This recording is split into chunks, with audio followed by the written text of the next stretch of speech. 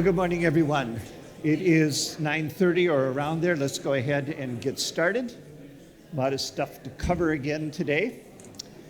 Let's start out with a word of prayer.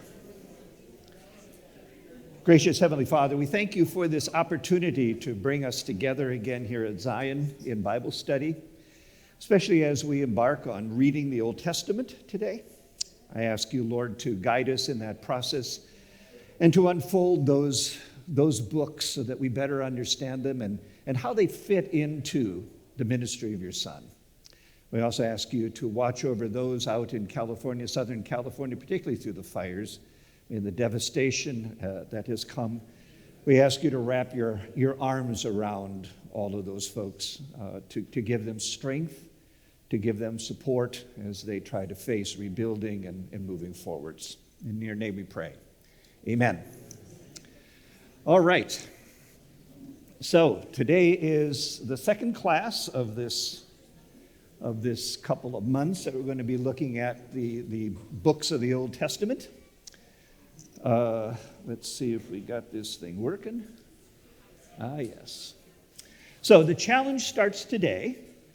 We took this challenge last year where we embarked on reading through the New Testament books. This is a challenge because the Old Testament is about 2/3 longer. The books are longer. There's a lot more verses. There's a lot more chapters. So it's going to take a little bit longer to October the 11th. There is a guide out in the entryway, the reading guide. It starts out today with Genesis 1 through 3. There's also a Bible tracker, a reading tracker that you can pick up. As I mentioned last week, there are... Is that the same one that we have in the new worship center? I think so. Here, you can have this one. No, well... No, take this one. No, take another one. Then I don't have to carry it around. I don't know if it is. I think, this one is specifically for the Old Testament. So... yeah, you can give it to somebody else. Yeah. So the Old Testament, you're going to run into places that are boring. You're going to run into stuff that is repetitious. You're going to get tired at times, probably go to sleep reading some of those books. Don't give up on it. If you do go to sleep, pick up later. Just pass over some of the stuff. Don't give up on it. Stay connected to getting through the Old Testament, because the Old Testament really is the foundation for the New. And a lot of folks, I think, they view the Old Testament as sort of, well, that doesn't really apply to us anymore. And in reality, the Old Testament really is looking forward. The Old Testament is looking forward to Jesus. So stay connected to it. It's worth not giving up. And if you do miss some stuff, skip it, go to the next, catch up. It's fine.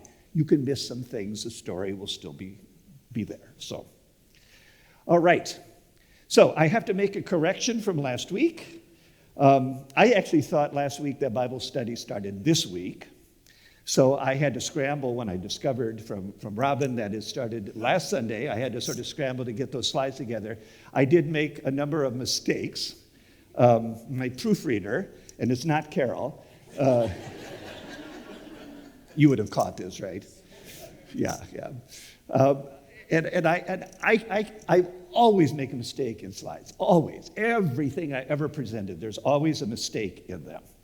And I always kidded around with kids in class that when I taught, if you can find the mistake, I'll give you extra credit.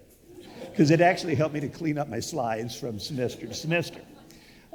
And I looked right at this last Sunday, and I was trying to give some facts about the Old Testament, that these are sort of unique features of the Old Testament. I looked right at it. And Psalm 117 is not the longest chapter in the Bible. It is Psalm 119, which is right next to it. It's got 100-some verses in it. Psalm 117 is the shortest chapter in the Bible with 2 verses. So I stand corrected. Carol caught it. Mike Leinbrink did. Thank you, folks. I appreciate that. I'll give you extra credit. This is if you have any kind of Roman Catholic roots, We're in the Jubilee year this year in the Catholic Church. The Pope opened up the special door in St. Peter's on Christmas Eve. So everybody that comes to Rome and goes through that door this year, they get an indulgence. Remember those? Those still do exist. So you get an indulgence. I'll give you an indulgence as you pick up my mistakes on the slides. So. Also, the Bible Atlas, I had shared with folks last week about the need, I think, in the Old Testament to consider having a Bible Atlas. Bible Atlases are really helpful. Some Bibles have good maps in them. I find that folks actually have a lot of trouble with geography. Particularly when I was teaching in college. I mean, I was surprised how little people really knew about geography. But there are some Bible atlases. Robin had printed off, there's a small card at the back that you can pick up that has some of the information on this. You can pick all these up on Amazon. Holman Publishing Company does a really good job with their Bible Atlas. I particularly like the one on the left. It's a spiral bound one, so it's easy to open, and it's actually got some decent maps. What you're looking in a Bible Atlas for is not simply just maps. I mean, it's good to have the maps, but it's also other material that they tend to provide. There's charts, a lot of charts. A lot of the Old Testament can be charted. There's timelines. It's interesting. I mean, the New Testament covers 75, 80 years. I mean, the Old Testament covers, we're talking 1,000. So there's a lot more that happens in the Old Testament. So picking up a good, decent Bible Atlas is sort of good. So Holman Publishing Company, you can get these. Zondervan has done an excellent job over the years, Zondervan Publishing, of Bible resources. The last decade or so, Carl Rasmussen has been sort of the editor of the Bible Atlas now that Zondervan has put out. This is more of a college level atlas. If you're to want to dig deeper into stuff, this one actually is pretty good about that. They do a really good job visualizing where things are at in the Middle East. Barber Publishing is probably one of the cheapest ones that are on the market right now. It's a decent atlas.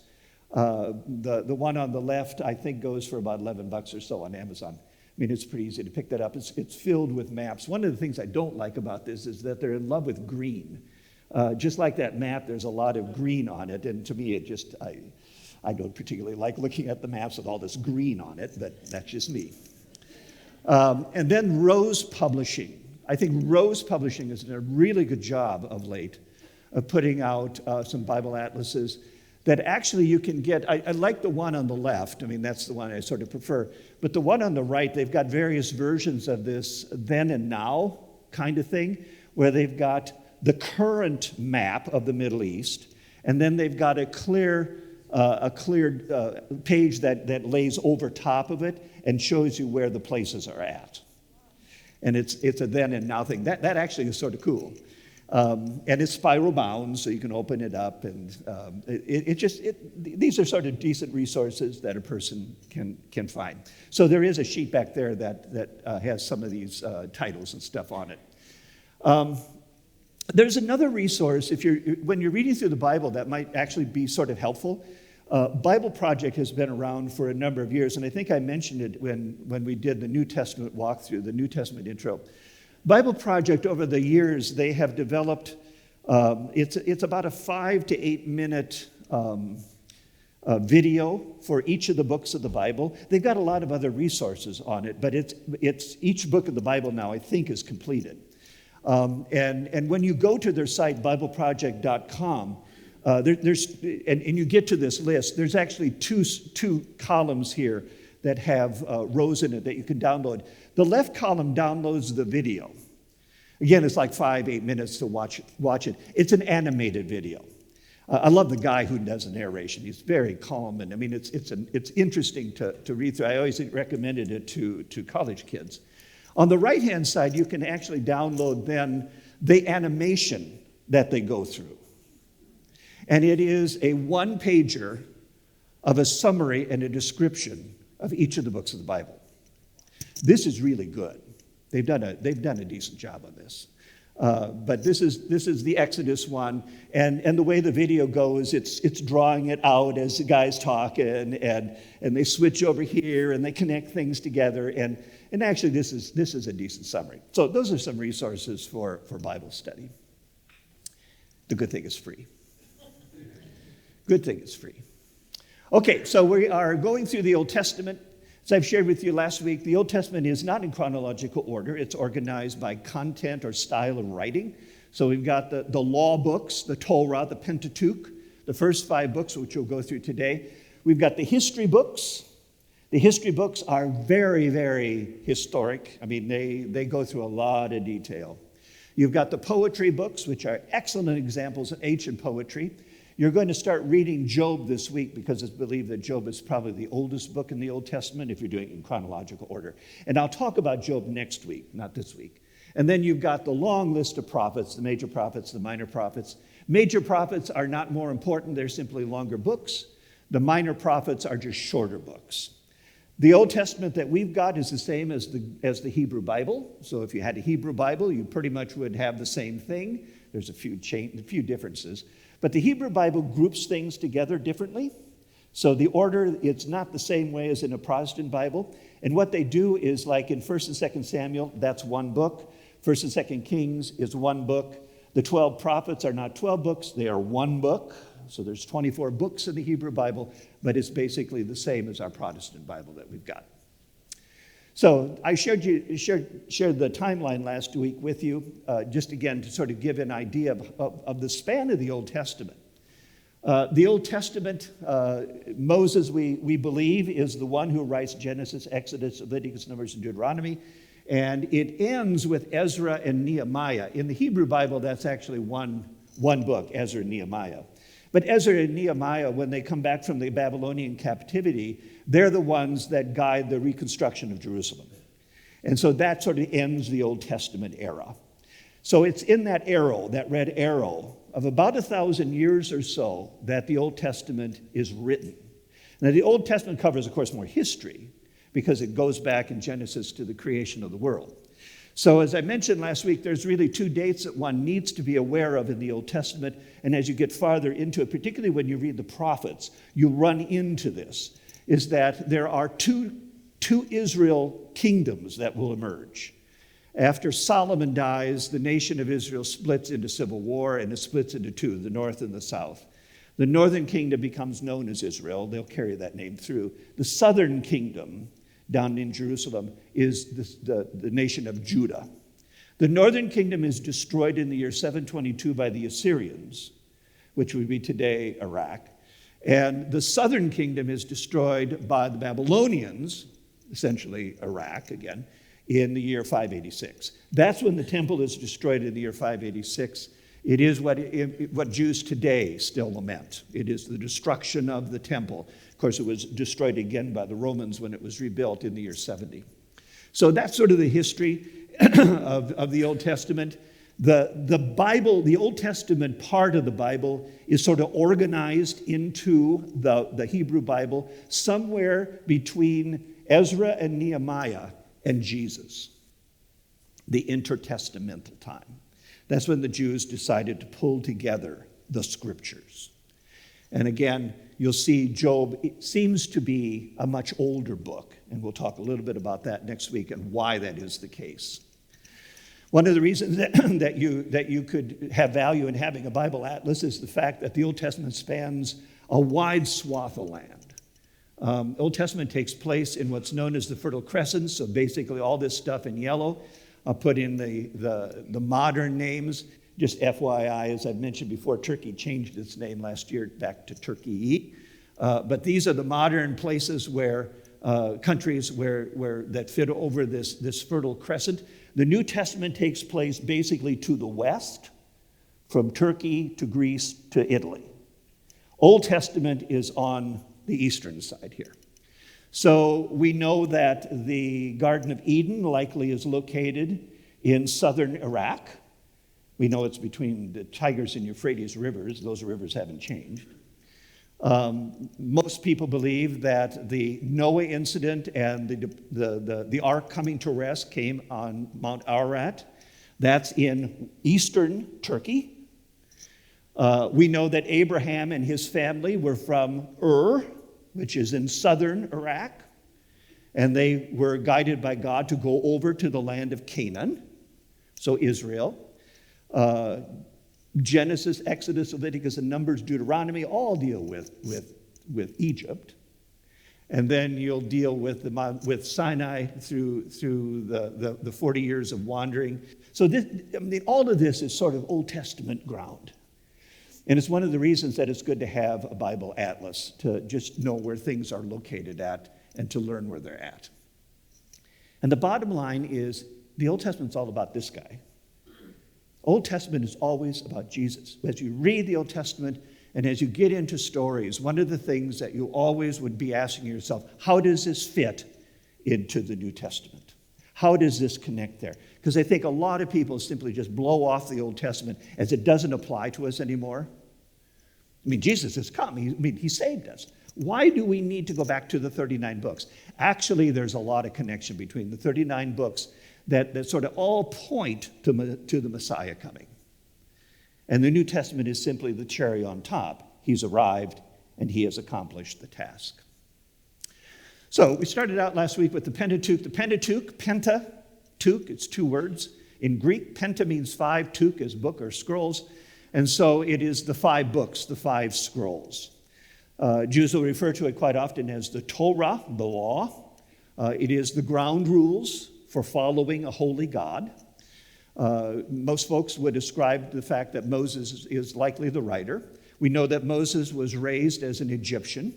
He probably actually looked like an Egyptian. I mean, Egyptians a lot of times had shaved heads and tan bodies and stuff. I mean, Moses probably looked that way, growing up that way. I mean, he is a Hebrew. And Moses is from the tribe of Levi, so he is also a priest. And he's got a sister, Miriam, who causes some issues as you read through. And he's got a brother, Aaron, who helps him out.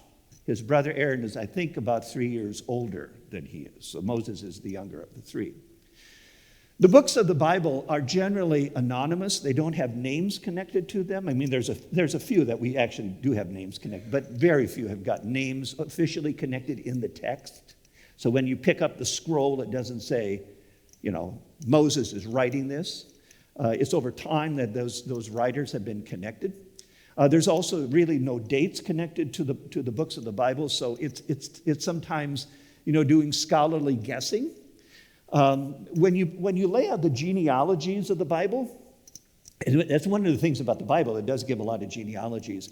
When you start to piece those genealogies together, going all the way back to Adam, is that it seems as though Moses lives about the 15th century BC, so about 1450 or so, round numbers. So in the 1400s seems to be where Moses is at. And it's good to sort of have a reference point to understand, because when we get to the destruction of the temple in Jerusalem in the year 586, a lot of time has passed.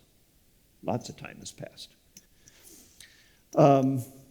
The Pentateuch is, I think for a lot of folks, it's 5 books, but really it's one book with 5 chapters. They are all connected together.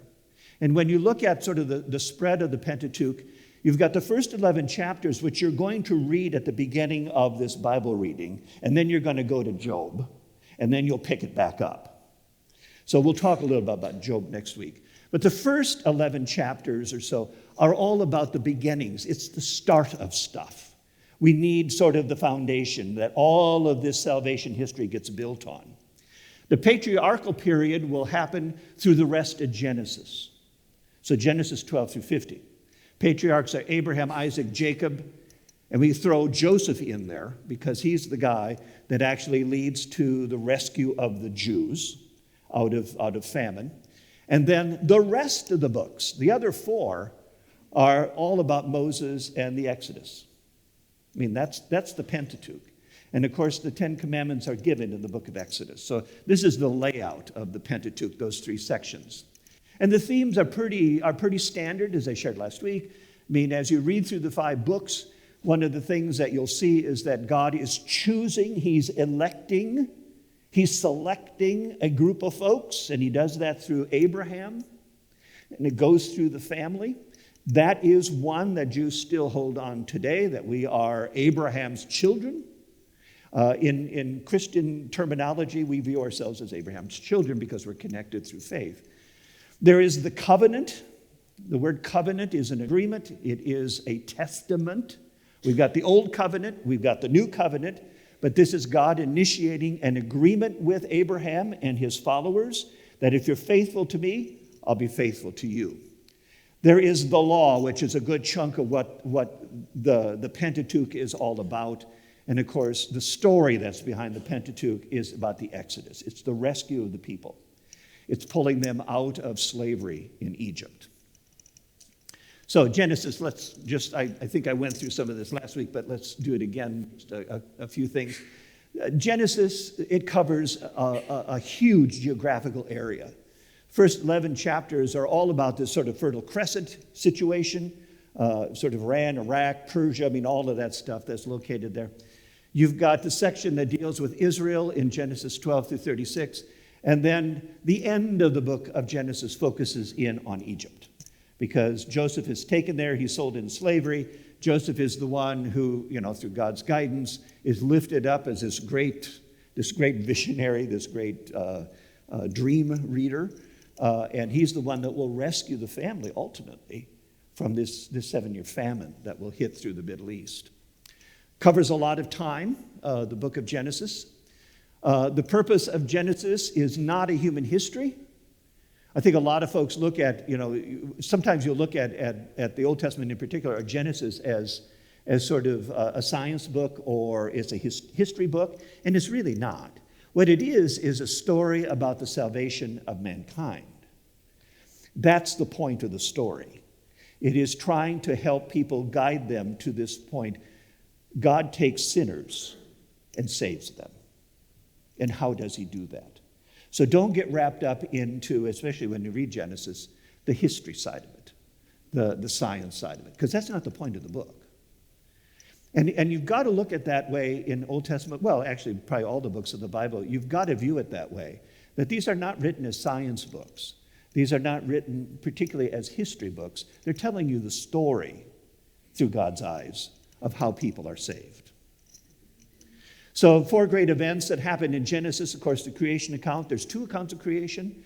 The general account in chapter 1. There is the one in chapter 2 that focuses in on Adam and Eve. You've got the fall into sin, which is catastrophic in chapter 3. But it also goes into how that sin continues to be perpetuated by Cain killing Abel. You've got 2 judgments in some respects. The flood. The Tower of Babel is a judgment where the people are scattered. I find that actually repetition is interesting when you start reading through, particularly the Pentateuch, because a lot of things get repeated. And I think it's for emphasis. The Ten Commandments situation is interesting. Moses goes up, he gets the 10 Commandments, he puts them on the stone, he comes down, of course the golden calf situation happens, he gets mad, he breaks them, he goes up and gets a second copy. So what's the point behind that? Well, it's good to know that, about the sin side of it, but the reality is that it's reinforcement. The 10 Commandments are foundational, and they represent sort of the foundation of the children of Israel. And then you've got the patriarchal period that will be the tail end of Genesis. So the 4 patriarchs that we've got, Abraham, Isaac, Jacob. Jacob has the 12 kids. Jacob, his name will be changed to Israel. There's a lot of different definitions of the name Israel, but a lot of it seems to be struggle with God. That's about what Jacob went through when he wrestled with God. But it's the 12 kids, it's the 12 tribes, it's the 12 families that essentially will form the nation as they move into the land of Canaan. And Joseph is the one who rescues them. He brings them to Egypt where they can be saved. Joseph represents sort of a mini Jesus in some respects. You'll find that when you read some of these books, there are types of Jesus, types of saviors, types of Messiah that stick up. Moses is another one. Moses rescues the people, doesn't he? It's the 10 plagues. You go out into the wilderness. They're not good. They get punished. They have to wander 40 years. But he rescues them. Joseph is the same way. Joseph is sold into slavery. He's an innocent guy. I mean, there's a lot of parallels with Jesus. The book of Exodus, the second book. Exodus is an interesting book. It happens about 400 years after Genesis. So Moses wouldn't have lived through Genesis. Moses writes Genesis, but he wouldn't have lived through it. This is where inspiration, God had to intervene to tell Moses what to write.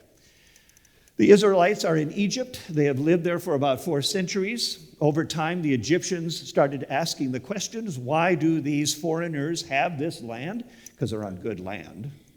They're on the Delta area. So they are, over time, enslaved. And this is where the book of Exodus sort of picks up. We have the story of introduction to Moses, the rescuer, and how the Israelites are now in Egypt, and things have changed. People have forgotten Joseph. They've forgotten history. And so the Jews now are enslaved. As I mentioned last week, there's actually a couple of different titles for each of these books. The Hebrew Bible gives different names. If you would know Hebrew, they have different names for books. So if you're reading through the Hebrew Bible, you know, well, this isn't Exodus. This is the names. That's the title in Hebrew. Because what Hebrew does is that it takes titles from the first words of the first verse of the book. When the Hebrew was translated into Greek, and the 70 guys did the translation, they revised those names. They looked more for content. And so in the Septuagint, the Greek translation of the Old Testament, the title is Exodus. Because that's what it's about, isn't it? It's about the Exodus out of Egypt. Whenever you see, when I put in here LXX, that's the Roman numeral for 70. It means the Septuagint. It is the Greek translation of the Old Testament. And actually, in the tail end of the Old Testament, probably most of the Jews would have spoken Greek. Because Greek had really become sort of the language of the area. And Hebrew became somewhat of a Hebrew is developed later. Aramaic is the old version of Hebrew. So there's a lot of history that spans through all of this. So the themes in the book of Exodus are really twofold. We've got the birth of the nation, because that's what Exodus is about. In particular, Exodus is where we run into the personal name of God. It's Yahweh. Hebrew reads from right to left. It is a left-handed person's dream to write right to left. I love Hebrew. You could write it and not smear and smudge your paper. So up there, that is Yahweh, and it reads from right to left. Hebrew does not have vowels in it. They're all consonants. So if you ran into that name in the Hebrew text, it would be in the Hebrew alphabet, it'd be YHWH. It also is equivalent to the name Jehovah. You have to add vowels to pronounce this stuff. And you just learn that vowels fit this letter. So how you pronounce Hebrew is a little bit dicey sometimes. But even if you travel in Israel today, they don't use vowels and stuff. It's all consonants. The two themes that come in Exodus, the first part of it is the redemption part. The most profound event that probably happens in that first part of Exodus is the Passover. 9 plagues don't do it. It's the 10th plague, when the angel of death passes over all of the homes. That's the big moment. And how do the Jews get rescued? It is the sacrifice of that lamb and the blood on the door. Who does that connect with? Jesus. Because ultimately, he is the ultimate sacrifice. So Exodus is about redemption. It's also about deliverance.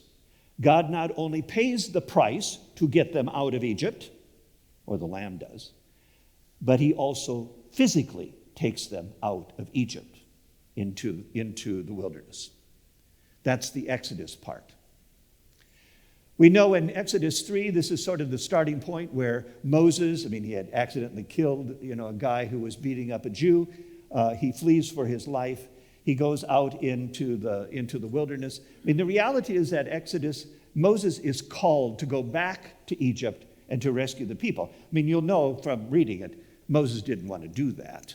Send somebody else. But he gives a lot of excuses, and one of the main excuses, I'm not a very good speaker. And no one's going to listen to me. I'm just a guy. And if somebody asked me, who told you to do this? Who am I supposed to tell them sent me? This is that most important time in Exodus 6 where he asks this question. If they ask me who sent me, who's told me to do this, what am I supposed to tell them? A burning bush sent me? And this is where the personal name of God is listed. You go back and you tell them, I am sent you. It makes no sense in English. I am. In Hebrew, it actually does make sense, this personal name of God, because it is the Hebrew verb, it's an active verb, to be, to exist. The one who has always been. I am. And it's Yahweh. You can also, Jehovah is the same thing. The W is simply a V. So, how do you know where the personal name of God is in your Bible, in the Old Testament? The translators have put that in there for you. And a lot of people miss this. That when you read the Bible in the Old Testament and you come across Lord in all capital letters, it'll have a larger L, but O-R-D are in all caps. That is Yahweh. That is the personal name of God. That is I am. Jews wouldn't have pronounced that. They changed that. Whenever they came across that Yahweh, they would change it because it is the fear of misusing the name. So whenever you read, every Bible translation will do this, is that this L-O-R-D will be in all caps. L will be larger. And I think a lot of people miss the fact that O-R-D is also in caps. That's Yahweh. That's Jehovah. That's the personal name. That's the I am. And you'll find that all over the Old Testament. So the covenant that is made in Exodus 6, say to the Israelites, I am the Lord, and there it is. And I will bring you out from under the yoke of the Egyptians. I will free you from being slaves to them, and I will redeem you with an outstretched arm, with mighty acts of judgment. I will take you as my own people, and I will be your God. It's the covenant. It's the agreement. Then you will know that I am the Lord, Yahweh.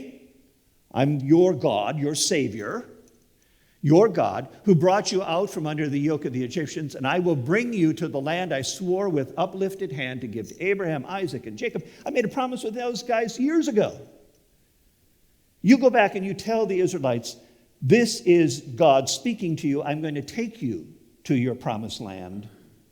And it's the same land that I promised some centuries before. So the salvation part of Exodus is all about blood. It's about that lamb's blood on the doorposts at Passover. And the covenant in Exodus 19. Now, if you obey me fully and keep my covenant, so there's agreement. It's two-way. I'm going to be your God. But this is sort of the fine print. This is what I expect out of you. You obey me fully. You keep my covenant. When do the Ten Commandments be given? Exodus 20. It follows right after this. So let me tell you the fine print. I'll take care of you, but this is what it means to follow a holy God. Although the whole earth is mine, I could have selected anybody. You will be for me a kingdom of priests and a holy nation. These are the words you are to speak to the Israelites. Moses, you go back and you tell them this, that I'm selecting them. This is historic and historical, actually. You are to be distinctive, different from all the other nations. That's actually fundamentally important in Exodus. And actually through a lot of the Pentateuch, is that the reason that these laws, these commandments, and all these things are given is that it is the distinctiveness. You're not supposed to be like the nations around you. You're supposed to stand out, to be different, because you're following a holy God. So, Exodus, the most significant events that you run into in Exodus, of course, is the revealing of God's name, which I think is foundational. The 10 plagues, of course, the most important one is the 10th one. It is the Passover. It is the creation of the nation. The nation leaves almost overnight to go out into the wilderness. You have the giving of the law, the 10 commandments, which Exodus is probably most noted for. And then you've got at the tail end of Exodus this incredibly important moment where they build the tabernacle, the tent church. And this is really where formal religion starts coming into being, because they really don't have this before that. I mean, what were the Jews doing? They didn't have synagogues in Egypt. I mean, they were, I think, likely sacrificing. I mean, but that's traditionally religion, to try to appease the god. It is this taking of the Jews out of Egypt into the wilderness and training them to be the people of God. And they need 40 years of that. This isn't simply an overnight kind of moment. So the 10 Commandments, you'll find repetition of the 10 Commandments in the Pentateuch. The 10 Commandments are given in Exodus 20. The golden calf incident happens in Exodus 32. Moses breaks the copy. He's got to go up and get another copy. So in Exodus 34, we've got sort of the second copy that gets down. They'll eventually put that into the Ark of the Covenant. And then in Deuteronomy, the tail end of the Pentateuch, we have a repeat of the 10 Commandments in Deuteronomy 10, because a whole new nation has grown up. The whole point of the wandering for 40 years is that the people that came out of Egypt have got to die, and a new generation has got to emerge, because these other ones really weren't listening very well. So it's important to understand there's repetition, particularly in the Old Testament of the 5 books.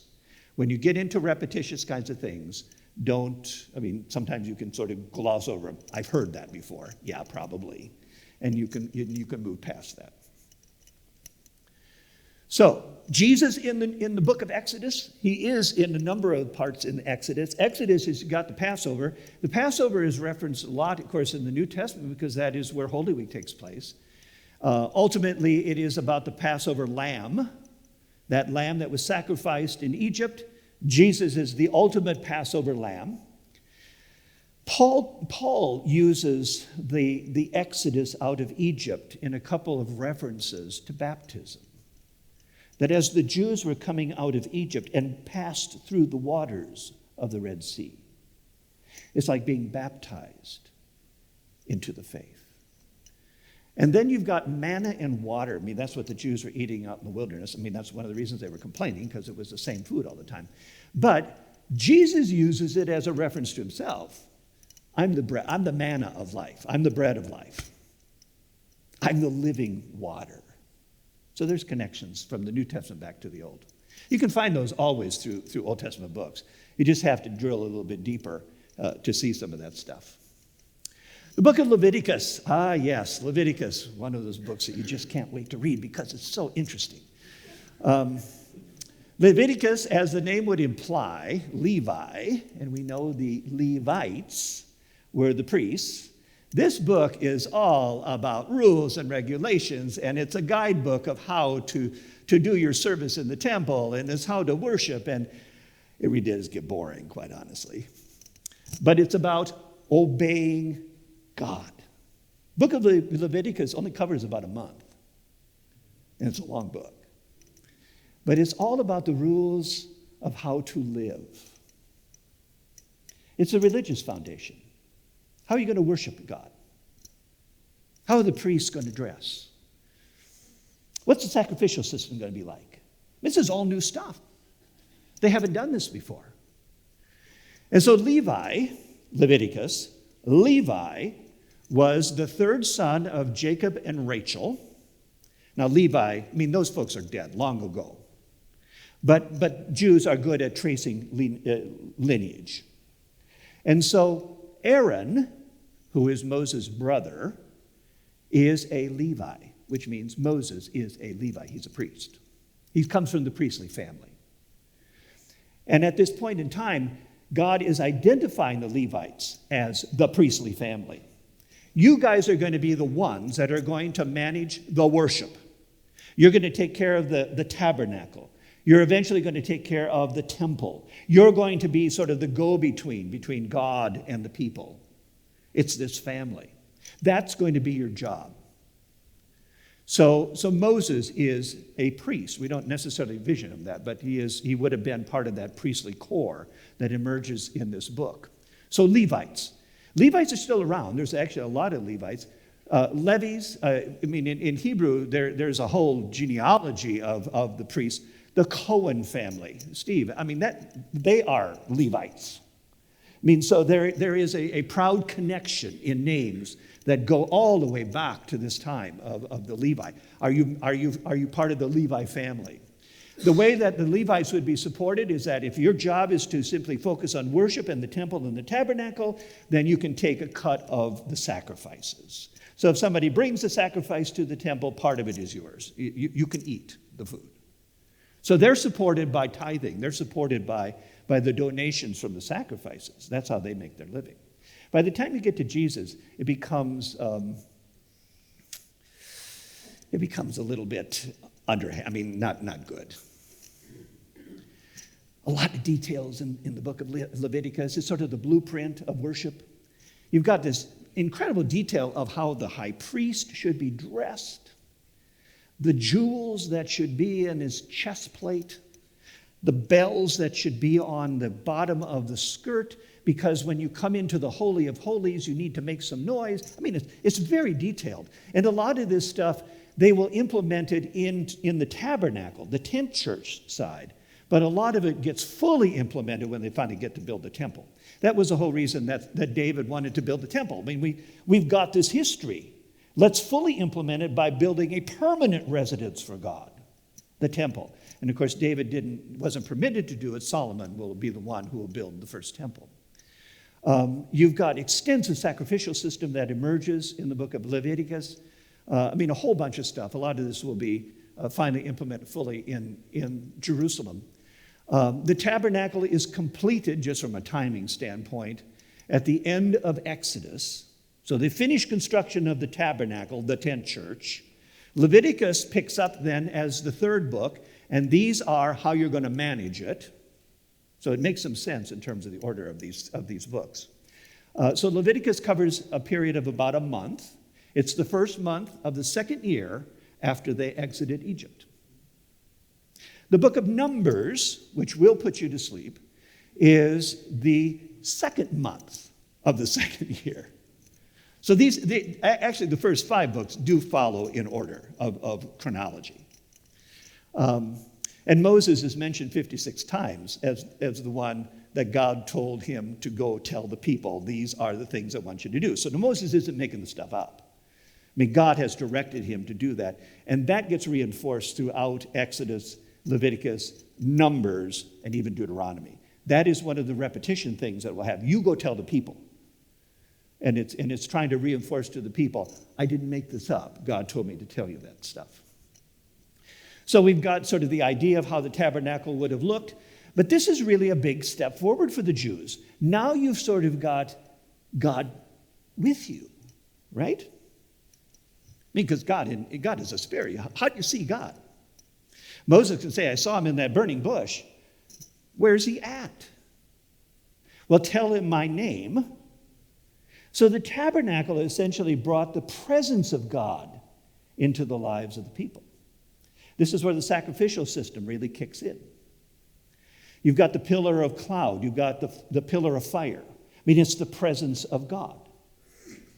And this tabernacle becomes so sacred that you only go into the center part of it, the Holy of Holies, once a year. That's God's presence, where the Ark of the Covenant is located at. So sacrificing becomes really a major part of the book of Leviticus. Leviticus is all about holiness. It's all about living a holy life. Sanctification, good works. Leviticus 19, be holy because I, the Lord your God, am holy. If you want an example, follow God. This is how you're going to live. Be holy. What happens if you fail, if you break the rules? You ask for forgiveness through sacrifice. And this is where the sacrificial system in the Old Testament, you see it over and over again. It's just not sufficient. It just keeps, it's a cycle that just doesn't end. It will end with Jesus. Exodus or Leviticus 20, consecrate yourselves and be holy because I, the Lord, and again, capital Lord, this is Yahweh, am your God. Be distinctive, be different. Jews had a hard time with that one. I mean, that's so much of the history, when you get into history books, that's actually one of the things that the Jews really struggle with, is we want to be like the nations around us. We don't have a king. We want a king. We want a king like everybody else. Well, God is saying, well, I'm your king. I'm your ruler. No, we want a king. So they give him Saul. Saul's not very good. David has his moments. Solomon, he has his moments. There's civil war. I mean, it doesn't go quite well as it should. There's 2 sections in the book of Leviticus. There is the sacrificial system. That is chapters 1 through 17. It is boring. Sanctification system is the second half of the book of Leviticus. It's all about obedience, obeying God. I love this. I came across this phrase some time ago. It took God only one night to get the Israelites out of Egypt, but it took 40 years to get Egypt out of the Israelites. Because what would they have been familiar with? Egyptian way of life, the Egyptian religious system. I want you to be my people. This is how I want you to live.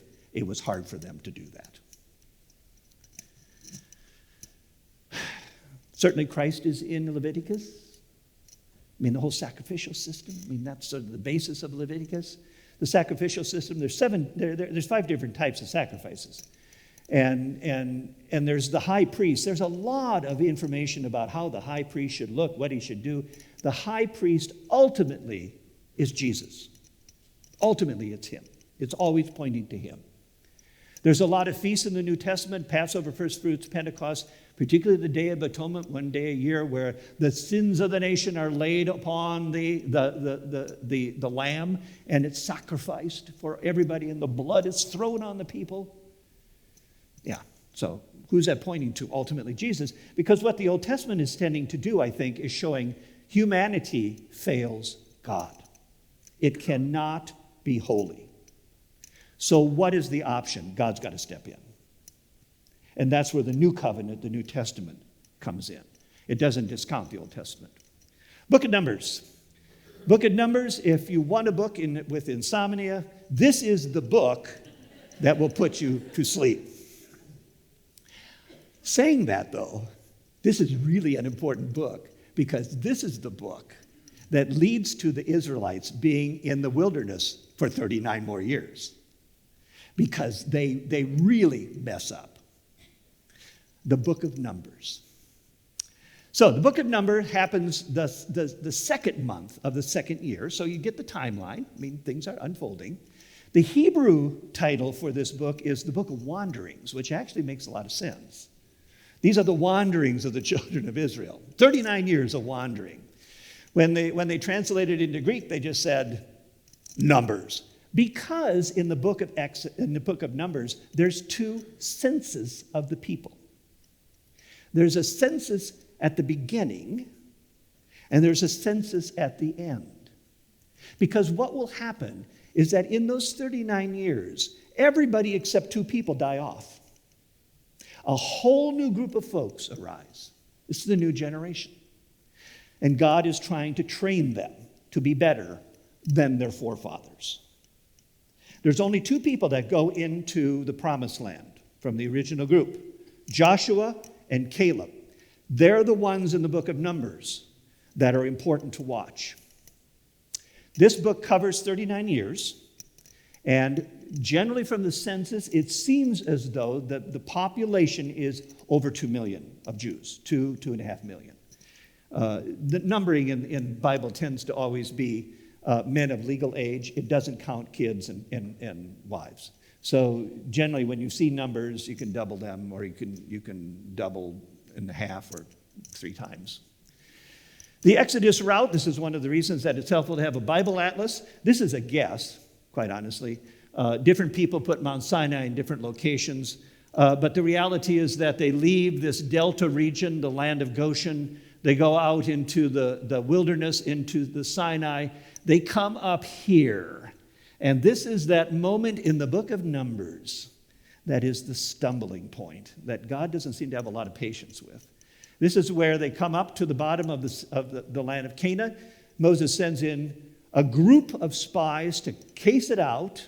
The group comes back, and all but Joshua and Caleb, who are part of the group, say that these guys are giants. We cannot defeat them. And God punishes them for that. This is that moment where God will say, I need a new group. We need to have this group die off and a new generation emerge. And that's the 39 years of wandering. I mean, they could have very easily traveled from Egypt over to Canaan in a couple of months. I mean, they would have got there. So why does it take 40 years to go from point A to point B? Because of the sin of the people. I mean, one of the themes that actually comes in the 5 books is the constant sin of the people. The need for the sacrificial system to make right with God what you have failed to do. Oh, that I should go back there a second. The 2 censuses that take place. Census 1 at the beginning of Numbers takes place where that number 1 star is at, Mount Sinai. The second census takes place right as they're getting ready to cross over the Jordan River into the Promised Land. So in the book of Numbers, we know basically how many people left. We know how many people are arriving and going into the country. So that's where Numbers gets its name. It's the 2 censuses that are taken. Purpose of Numbers is to show the impact of disobedience, of breaking God's rules. It's the lack of faith. God disciplines the Israelites. What you do see, though, is God's patience. I mean, he could have eradicated, he could have wiped the whole group out. He doesn't. I mean, patience will take the next generation. 40 more years. His holiness, his justice, his mercy, his sovereignty. I mean, all those themes come up in the book of Numbers. This isn't 39 years of all the events that take place in the 39 years. It's very selective of what takes place. And actually what the book of Numbers, I think, really is getting at is the fact that these human beings, these Jews, these chosen people are sinners. You're ultimately going to need a final solution. I mean, God's going to have to send and intervene himself, send rescue to them. Numbers 14 is critical. Moses asked God to forgive the people, and they really had fallen down, and God was going to punish them in Numbers 14.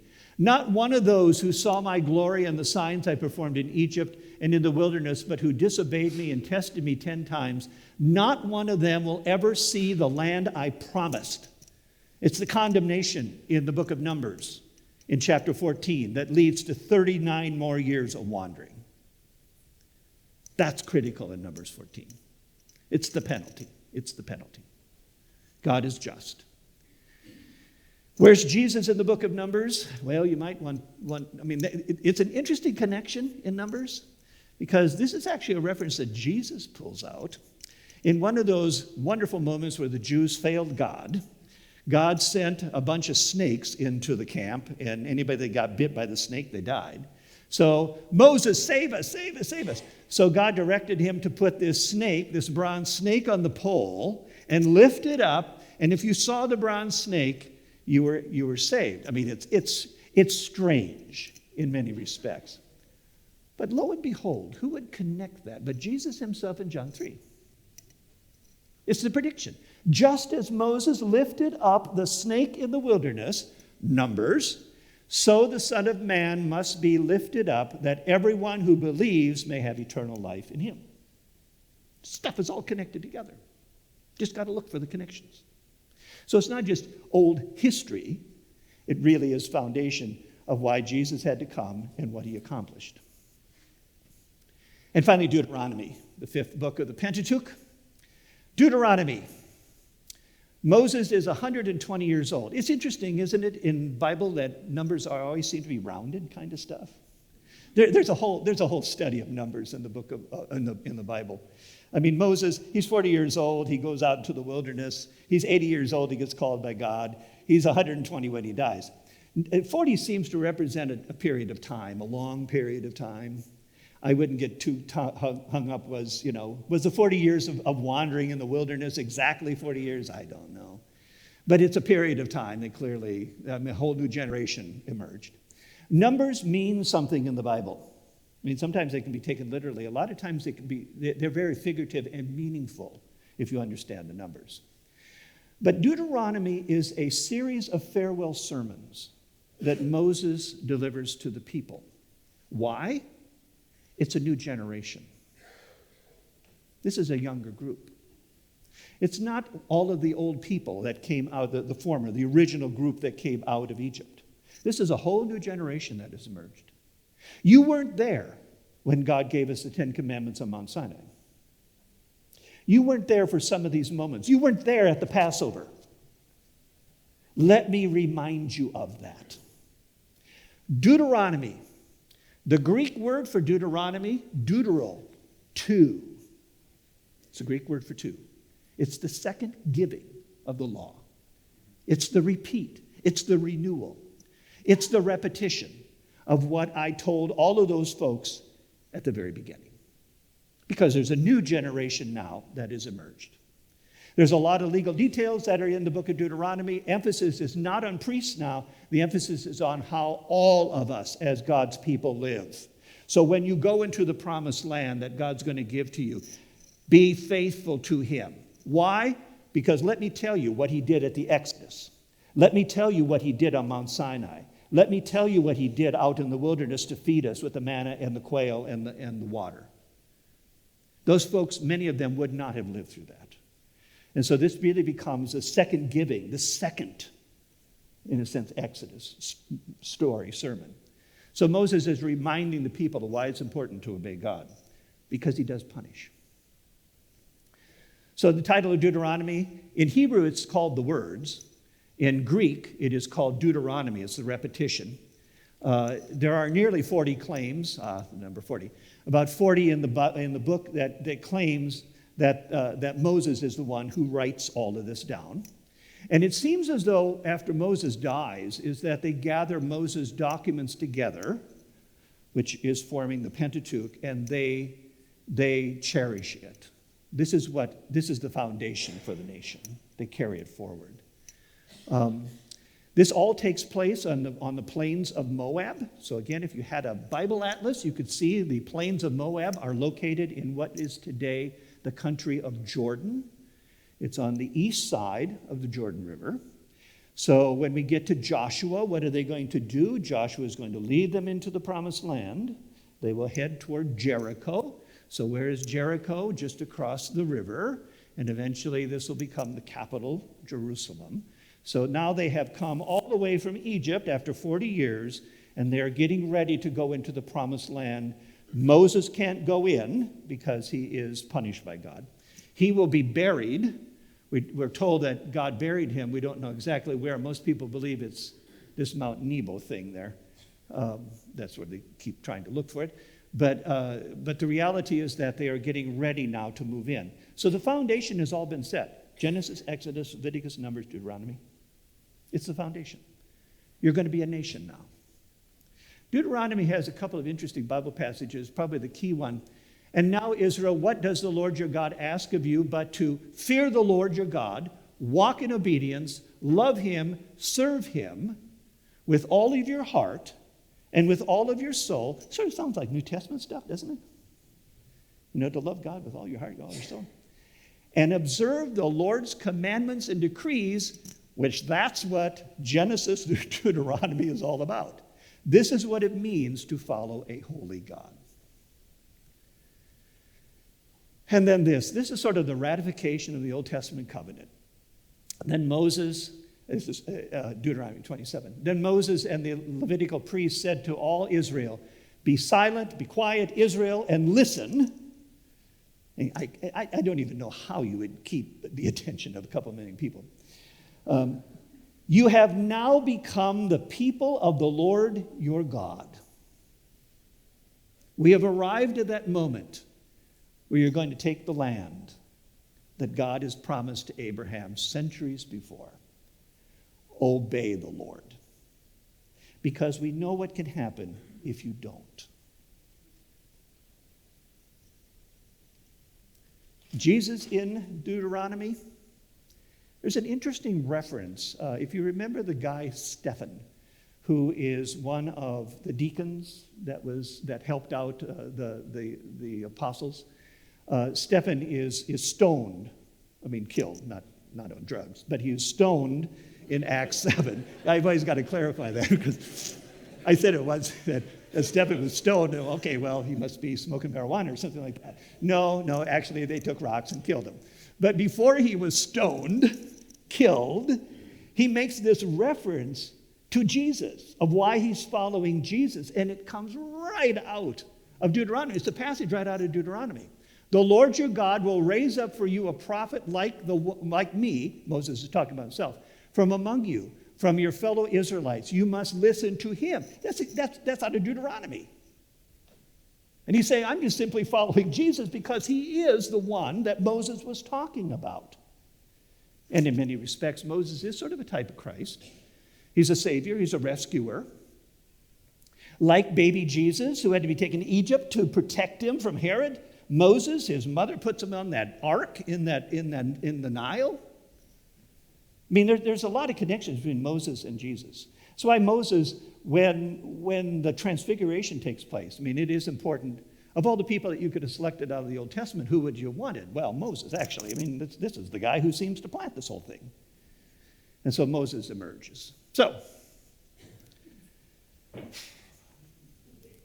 got through those 5 books. I hate to ask, is there any questions?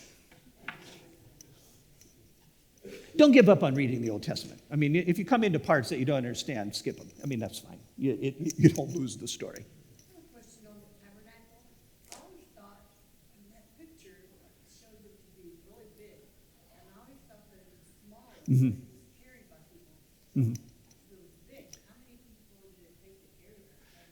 The question is about the size of the tabernacle, that when you see it, there's actually a scale model that has been built in Israel. And I can bring that picture next week. It is quite small. It looks bigger in a picture without reference, mountains and stuff by it. But it all disassembled into pieces. I think hundreds of individuals carried it. My guess is that this is what the Levites did. The Levites are the ones who cared for the tabernacle. They're the ones that pack it up. They're the ones that carry it. They're the ones that have to carry the Ark of the Covenant around. They're the ones that have to do all of this work. It's not the common people. It's just, yeah. Yeah, the tabernacle is a fascinating piece of work. Yeah, Mike? What's the significance between the establishment of Israel in the Old Testament and then 1948? What took so long? Well, I think, folks, what's the difference between the nation of Israel in the Old Testament and sort of the New Testament? Is there a connection? Some believe that there is a connection. Others don't. That we're talking about the biblical nation of Israel versus a political nation of Israel. That in the year 586 BC, when they were defeated by the Babylonians and the temple was destroyed, that's actually the end of the biblical nation of Israel. I know there would be people that would argue about that and be very offended by saying that, but there are 2 different beliefs. Some people believe that the emergence of the nation of Israel today, in 1948 and so forth, that is sort of a resurrection of the Old Testament promise. It is their land. So there's 2 different thoughts behind whether the nation today is the biblical nation of Israel or if it's the political nation of Israel. Those could be 2 different things. Does that relate to the confusion in Romans where it talks about Israel being the people and then the new Israel, which is Gentiles and Jews? Yes. In the New Testament, Israel has sort of become symbolic then, because the New Testament is all about we're all part of this nation of Israel, the new nation of Israel that is founded by Jesus himself on his blood. So it is a perpetuation of the biblical nation of Israel. It is the believers from Abraham through to us today. Yeah. I just wanted to bring up a point that when Is this a mistake? Is this a mistake that I made? Oh, good. Okay. Good. I was going to give you a dispensation, but that's okay. That's fine. Okay. Well, no, it's fine to correct me because I quite often make mistakes. Uh-huh. Actually, in Deuteronomy 11:13, it refers to obey, love, and serve. The motto of Zion Lutheran Yeah. is connect, grow, and serve. Have you ever thought maybe Deuteronomy 11:13? That could very well be. Yes, there is a connection there. Steve? So we're studying worship right now, and Oh, our SIM student. Yes, our vicar. Yes, okay. and you mentioned in the law, God giving, this is how I want to be worshipped. But the patriarchs and Job lived way before that, and even Melchizedek was worshiping God. Did the law get lost between the patriarchs and them going to Egypt? Well, we know the law is written in people's hearts. I mean, so there is a foundation that exists in human beings. We know what's right and wrong. I mean, if you really dig down. It is the formal side of worshiping that emerges, the sacrificial system, the temple, the tabernacle stuff, that emerges out of Exodus and into Leviticus and Numbers. It's anyone's clue what Abraham and the folks were doing. It was clear that they were sacrificing because you've got the potential sacrifice of Isaac. But why? So how formal was sacrificing don't know. Those are just hidden things we just don't know. That's why the book of Exodus and Leviticus and Numbers become really foundationally important to how you do worship, because you haven't done it before. This is the model I want you to follow: the tabernacle, the Holy of Holies, the holy place, the whole thing. Okay, let's close with a word of prayer. Thank you, Lord, for bringing us together this morning. And thank you for opening up the pages of Scripture to us as we embark on the Old Testament read. Help us to better understand it, and more importantly, how it fits into our lives today as an expression of our loving and merciful Jesus. It's in his name we pray. Amen. Thanks.